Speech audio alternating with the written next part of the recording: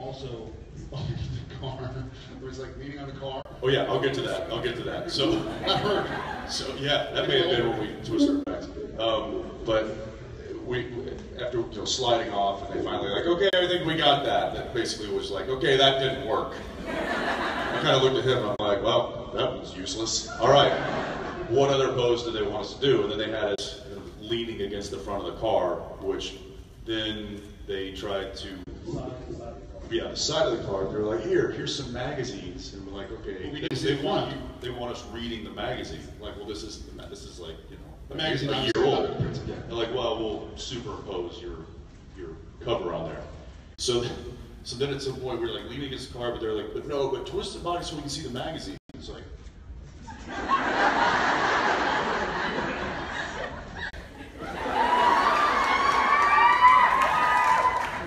Like, none of this is usable.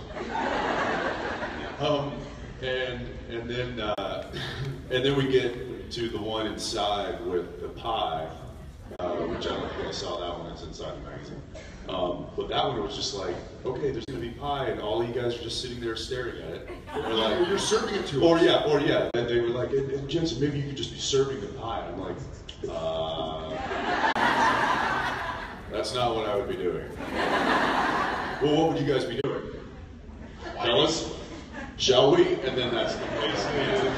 And that was the photo that you saw. Yeah. So the comfortability factor was 0, non-existent. Comfort level injury. Yeah, comfort level injury. Legitimately. Yeah, that's like the next 3 days, he and I were complaining. We're like, "Did your back hurt?" Yeah. I was like, "Yeah." Like, what was? He's like, "I don't know. One of 3 poses that we did, probably." Anyway, go ahead. Yes.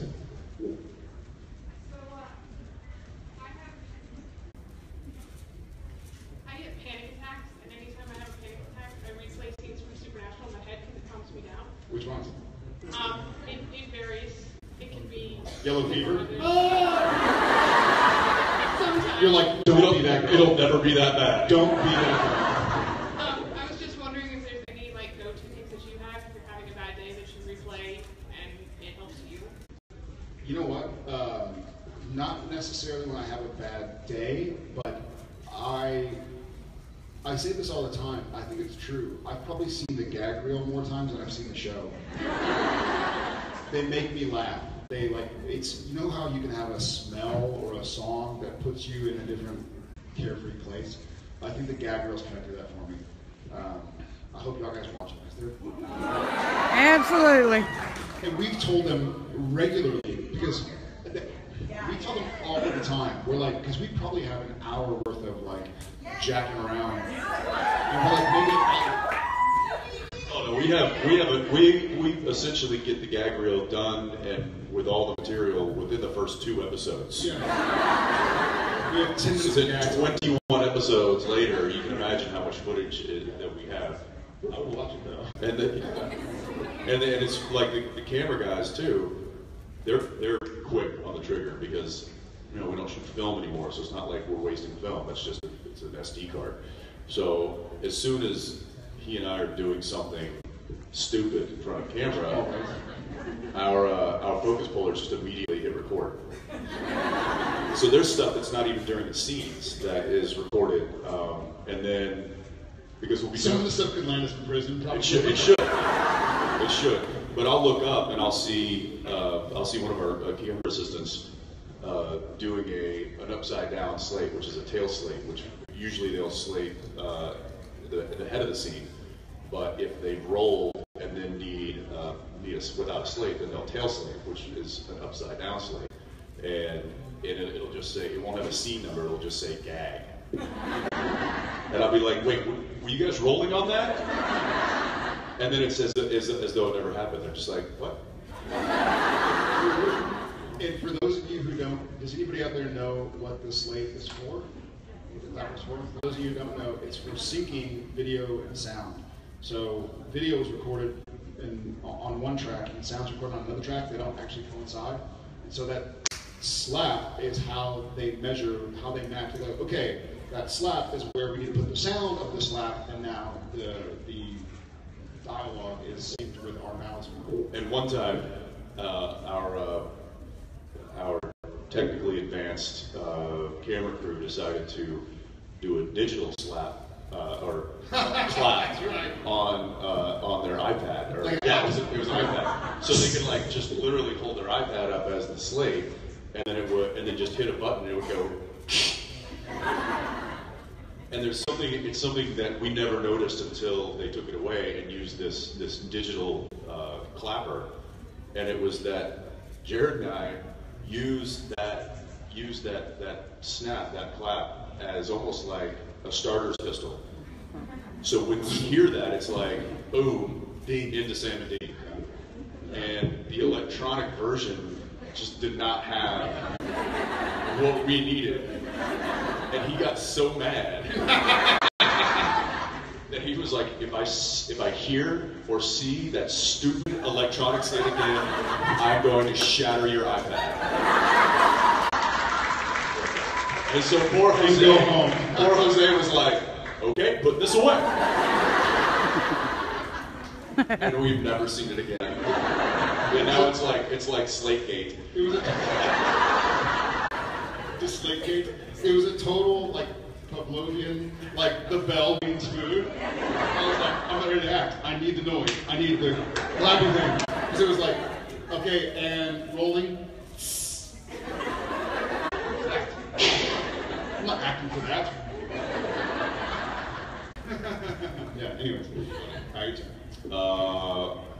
About right there at the end, yeah. Okay, so first of all, I want to thank you guys for everything that you do. You guys gave me last year the courage to go to college. I wanted to thank you for that. And I just wanted to ask if you guys had any advice for people with anxiety going into the next step of their life, what would you say to them? God, probably the wrong thing.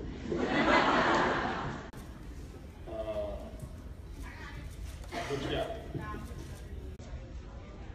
God puts nothing in your way that you can't handle. No, that's actually great. There is, we obviously I think a lot of you know that there's a lot of talk about, issues and things that we battle with on a day-to-day basis, and I think that it correlates with the show and what these brothers fight. They kind of fight their own battles, their own demons, as well as real demons. And I think that that's really kind of brought this community together, and it's inspired each other. It's also inspired us to continue doing what we love, which is making the show and telling the story and playing these characters. And I think it really comes down to finding your inspiration, finding what speaks to you, finding what talks to you, and really kind of locking onto that and letting that be a fuel for you. So find your fuel. Yeah. I'm going to go right here. Y'all don't do another season. Whoa, how dare you? Get her, she's wearing red. Would y'all ever consider doing a movie? Doing a movie? Yeah. And then you can put us to bed, is that?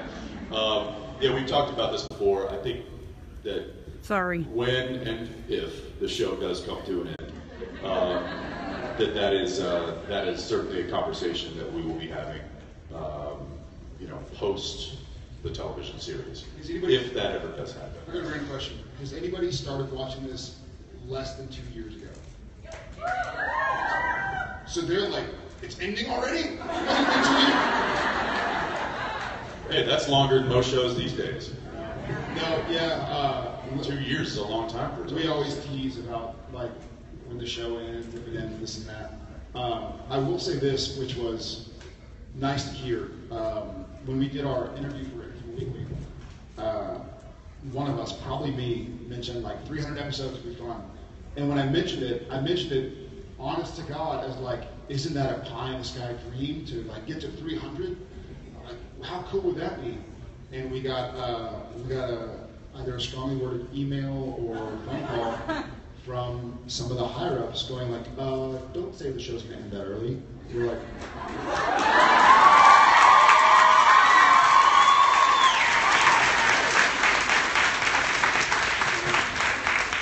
No. You misunderstood. I just said that's the next milestone we were trying to.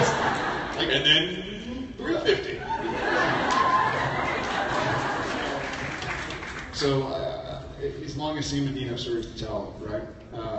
If the show ever does, in its current iteration, move on to hang out with Chuck, then Supernatural will never die. We'll see how it comes back, but I think we need to do like a Sam and Dean movie every 5 years. Thank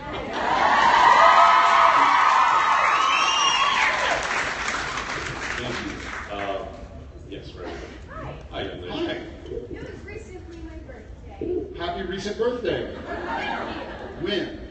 Thursday. That is awful recent. It was last week, and you wished me a happy birthday. Happy early birthday and happy late birthday. Thank you. I was wondering, what's your favorite kind of cake? Your voice and manner make me very happy. You are a bright, shining star. What a awesome. My favorite kind of cake. Any cake? Patty cake. Ham. Beef cake.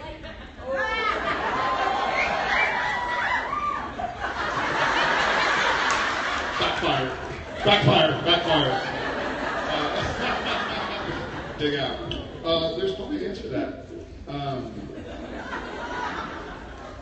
It has to be cake and not pie. Red velvet. That was my wedding cake. Yeah, red velvet cake. Wedding Texas. Amen. Red velvet. Which is just white cake with red food coloring.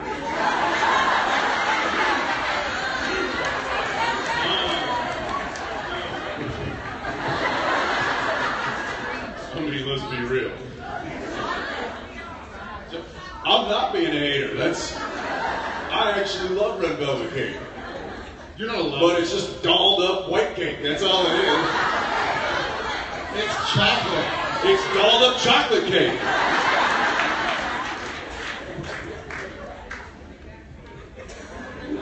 Where do we go from there? I don't know.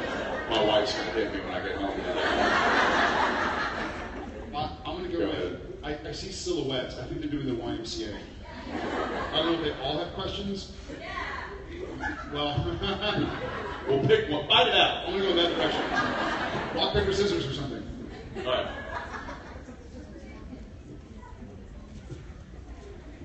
It's really funny from our perspective. There's a giant, police light coming this way, like we're being arrested from a helicopter, and a silhouette of somebody. Would you know what that looks like? Anyway. So first I wanted to say that the whole show and you guys just screwing around. Okay, but I'm saying that all the cameras and everything has got me over my destiny here of stage fright.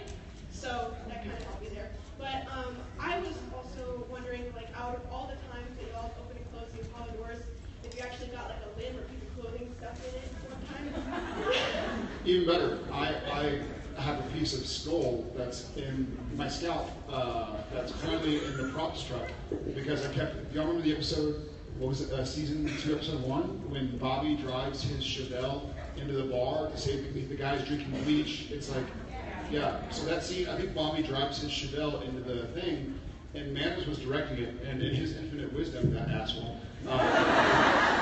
rest in peace, had me, the 6'5" dude, jumping into the back seat of a two-door, and it's a really rusty old car. There's no weather stripping on the door, and so, when I was doing it, it was like, okay, I guess Bobby and Dean are in the front. Sam, you're hopping into the back. And I was like, I'm the biggest. Okay. And so it's like, we gotta go.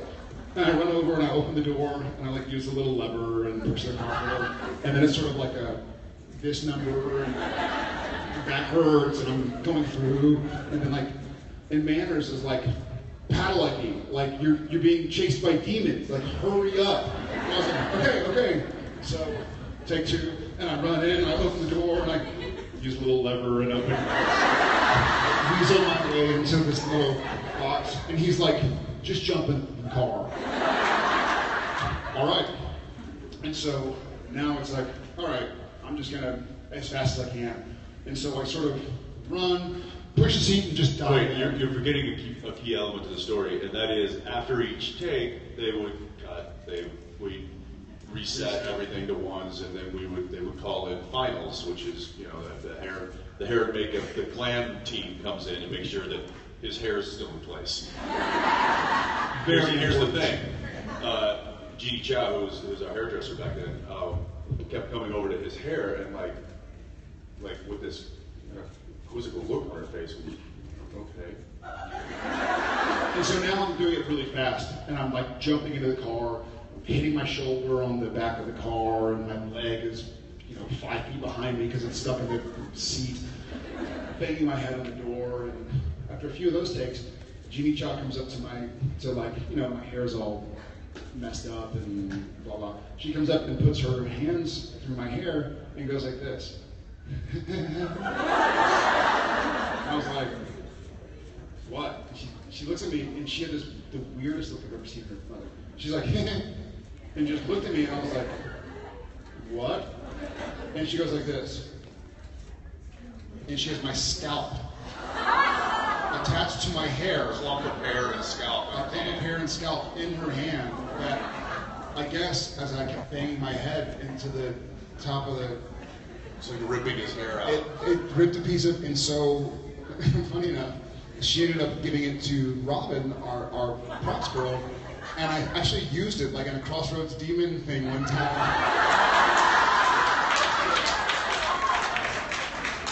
It was like, this show is legit. So yeah, just that one time. Probably one time. All right, waving the phone.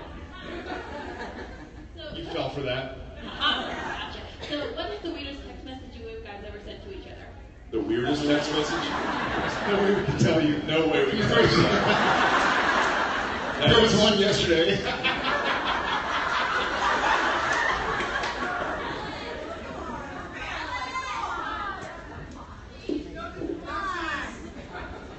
Oh, you wouldn't be disappointed. It's just safe to say that sometimes we are still boys. Yeah. There's probably suffice it to say,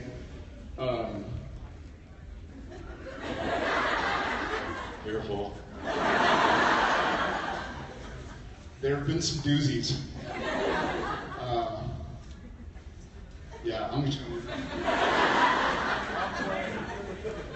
We have there's kind of this running joke, and I think some of you have heard us say this between he and I and Misha, that if any random 30 seconds of any random conversation that we had was actually recorded, we would lose our jobs, our families, our friends, and probably be written up for some abusive laws or something.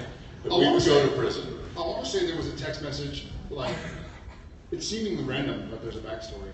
I think Jensen texted me one time, hey, the rest of my tooth just fell out. I think it was when we had our Fight Club moment, like, slap me. At one point in time, I don't know what's going on, but he's like, I'm tired, man, slap me. I think he meant like this, like, I'm beat. He goes, slap me. So without thinking, what? And he was like, what? And it wasn't like it was with the meat of his palm. So it was more punch-like, really. And I mean, full, just came from Kentucky and just wham! And it took me, it was like shocking, Woke him up. Yeah, but not only did it wake me up, all of a sudden I was like, you just knocked half my molar out. Yeah, still going. It's, like your molar has like 4 points to it. Mine has 3. Point Jared. Thanks to Mr. Ballard. I gave him a point. All right, I think we got time for one last question. All right. You go ahead. Yes. Yesterday